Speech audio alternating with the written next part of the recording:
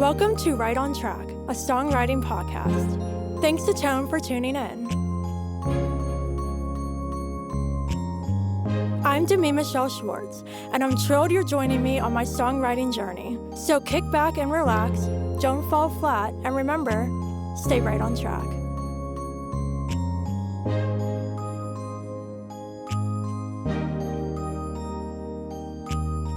Hello, welcome back to Right on Track. Joining me on the show today is an artist I'm so excited to have a conversation with.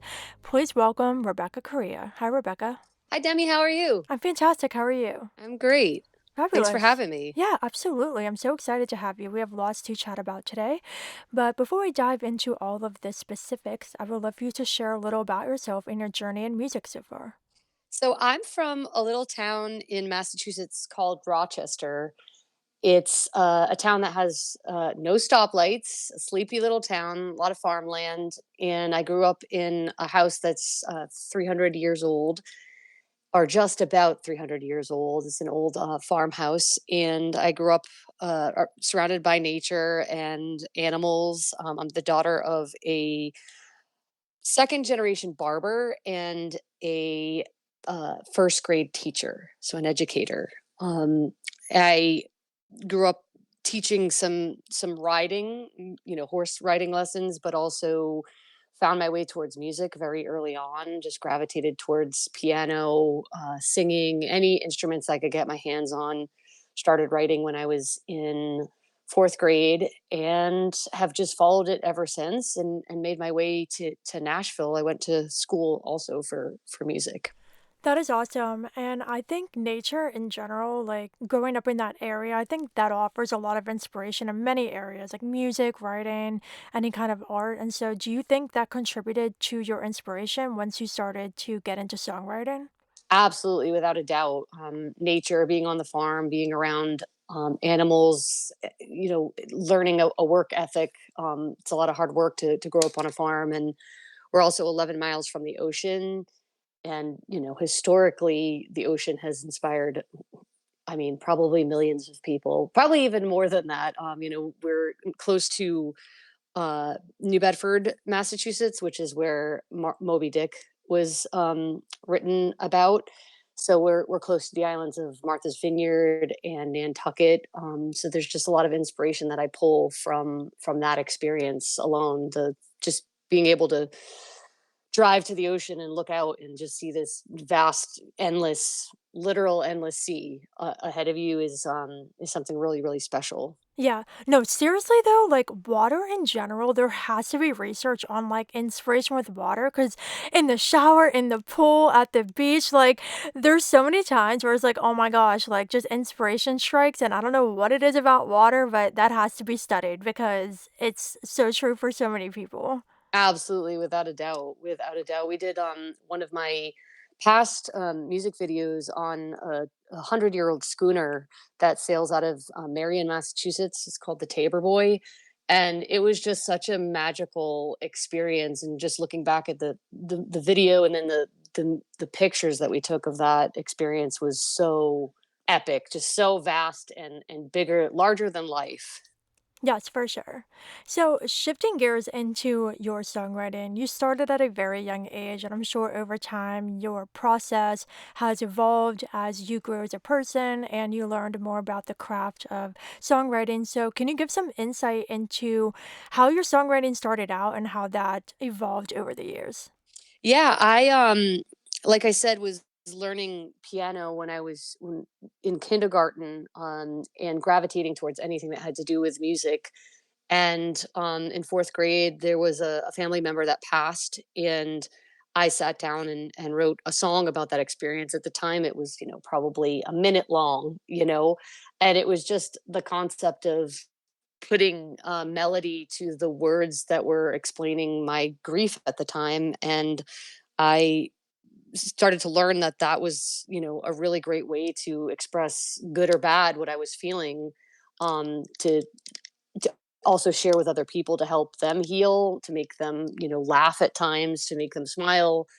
My cousin is also a singer songwriter, and I found a lot of inspiration in what she was doing at the time. You know, it was one of my first experiences of a singer-songwriter, someone who was telling these stories and putting setting them to music and sharing them with audiences, and, it was something that grew along with me as I was watching her and looking up to her. Her name is Amy Correia. That's fabulous. So, once you started to develop more, you said you went to school for music. What was the transition point where you decided to take this from just being a hobby and something you have enjoyed ever since you were young into turning that into pursuing a career in music? Well, I always consider myself a lucky one because since I was very young, I knew I was going to do something with music. I was going to stick to this path one way or another. I was going to be involved in music one way or another. And since I started at a young age teaching and playing music out, I realized that this is definitely a path I wanted to take, and I ended up going to the Hart School of Music in West Hartford, Connecticut.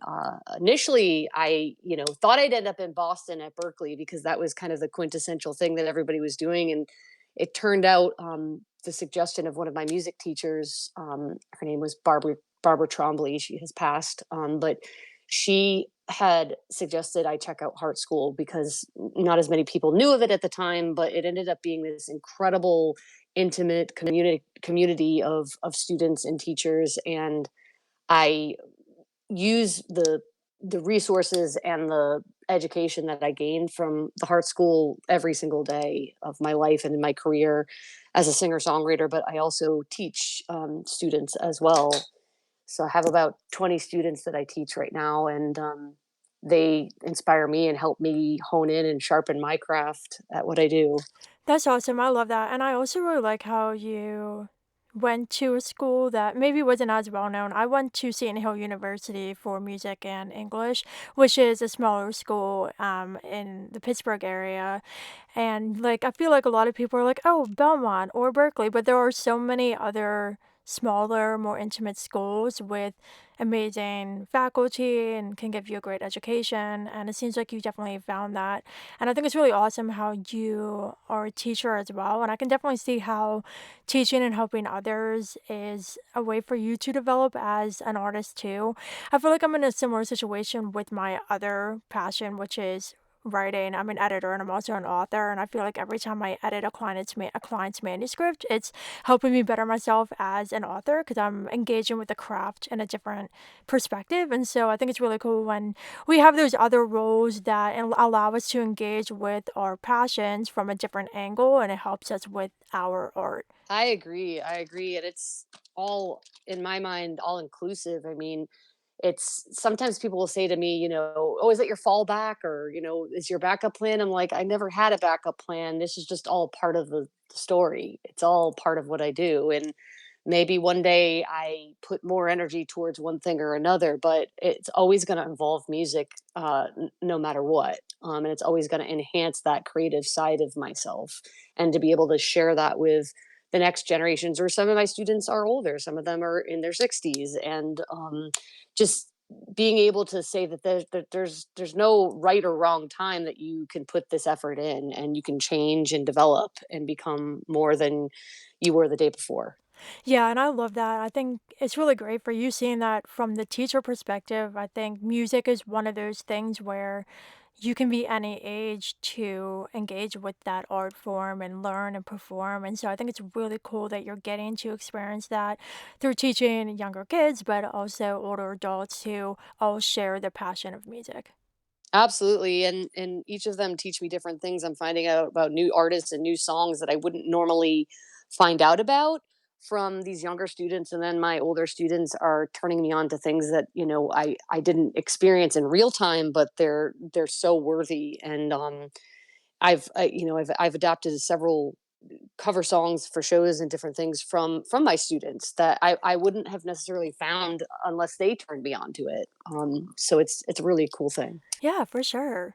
So now shifting into your music, I want to talk about your single Rose Colored Glasses featuring Lillie Mae. So can you share the inspiration behind this song and what led to you collaborating with Lillie for this track?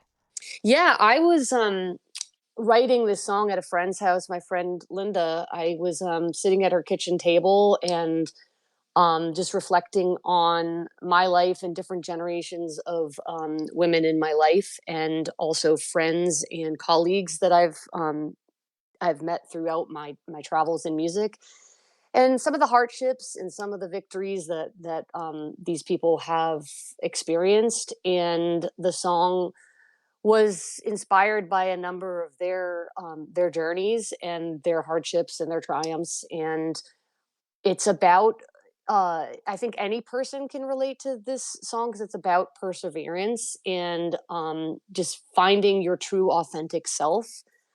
And like I said, perseverance. And so when I wrote the song, after we started to record it, I started to brainstorm other musicians that might help me tell the story the best way possible. And I thought of Lillie Mae because she was one of the very first people I met when I moved to Nashville 17 years ago, and has always brought me so much inspiration. She's an incredible musician, a credible songwriter, incredible singer.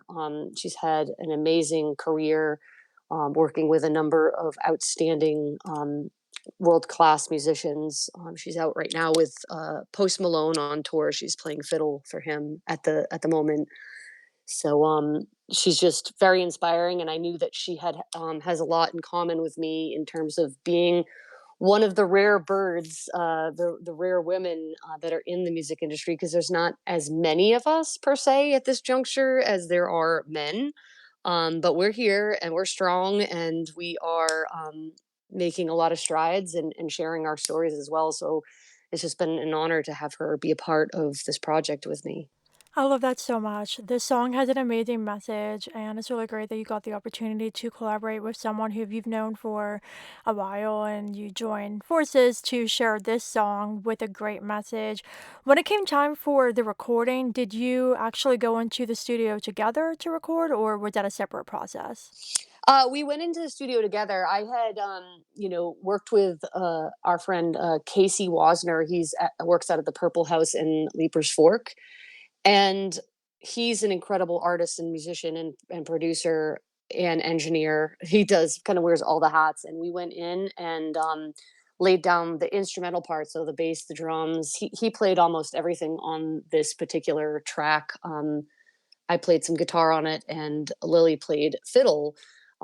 So eventually, once we got all the foundation of the track done, we went in and did the vocals. So I sang my vocals, and then she came in and did the vocals. And she's her little one just turned 2, and so at the time, this is last year, she brought her daughter with her during the recording, which was made it even more special. So we basically I'd hold her daughter while she was in recording the fiddle and the vocals for us, which was really special. So she was a special part of that recording session. Oh, I love that. I was actually going to ask if you have any favorite memories from this session, but I think that would top it.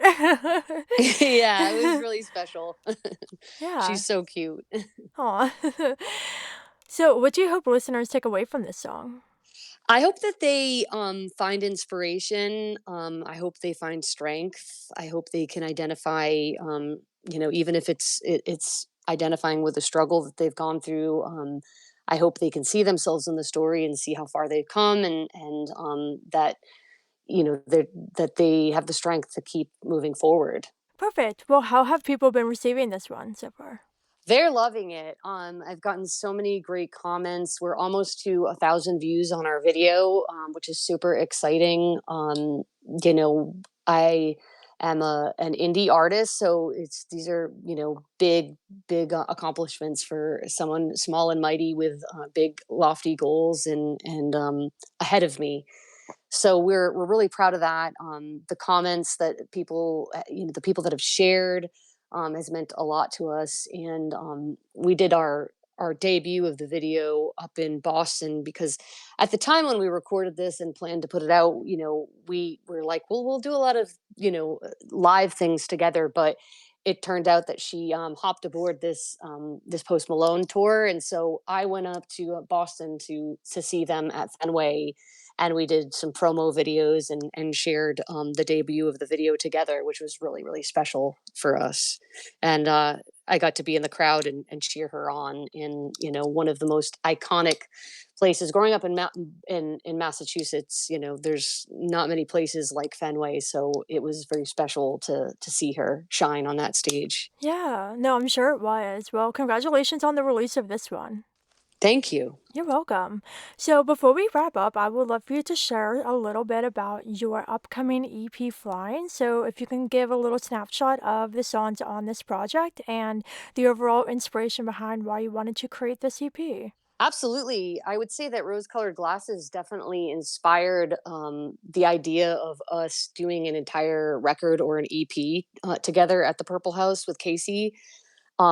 This was kind of like we were just sort of testing the waters and exploring and using different textures in terms of instrumentals to inspire us to see what we got within us, Casey and I. And then we decided that, hey, let's go further and make an entire project. And we knew that that was going to require some funding, so I did a Kickstarter back in February, and we raised over $23,000 to make the record and put it out, which is incredible. And within 3 weeks, we had the record funded, and there's 5 songs on the record. The rose colored glasses is separate of the project, like I said, but the songs are called Another Life, Speak to a Girl, Snow Globe Scene, Flying, and then One That Got Away.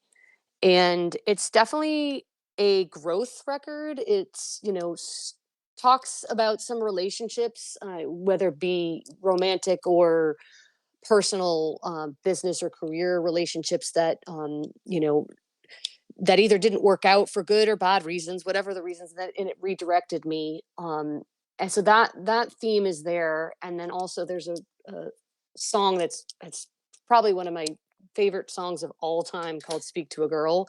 And this is a song that a friend of mine had written, and it's so timely. It's I mean, it works for any time frame, but I feel like right now it's we're women are using their voices more and more, and the song and its message means so much to me. It's going to be a duet with my friend Shy Carter. He's absolutely incredible, and he and 2 other writers wrote this song.